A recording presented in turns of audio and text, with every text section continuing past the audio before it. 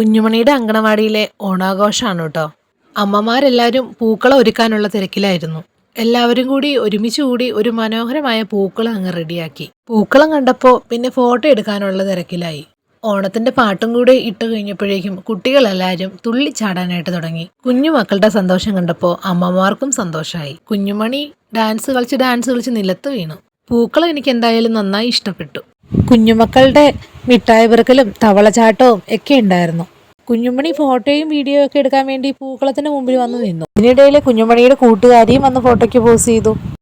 വിശിഷ്ട അതിഥികളായി എത്തിയത് വാർഡ് മെമ്പറും പഞ്ചായത്ത് പ്രസിഡന്റും എല്ലാമായിരുന്നു. പിന്നെ കുറച്ച് ഫോട്ടോയും വീഡിയോയും ഒക്കെ എടുത്തു.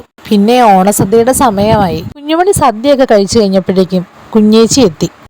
കുഞ്ഞേച്ചിനെ കണ്ടപ്പോഴേക്കും അങ്കണവാടിയിലെ കളിപ്പാട്ടങ്ങളും പടങ്ങളും ഒക്കെ കുഞ്ഞേച്ചിക്ക് പരിചയപ്പെടുത്തി കൊടുക്കുക കേട്ടോ കുഞ്ഞുമണി. അപ്പോൾ ഇത്തവണത്തെ കുഞ്ഞുമണിയുടെ അങ്കണവാടിയിലെ ഓണം ഞങ്ങൾ ഫാമിലി ആയിട്ട് ആഘോഷിച്ചു.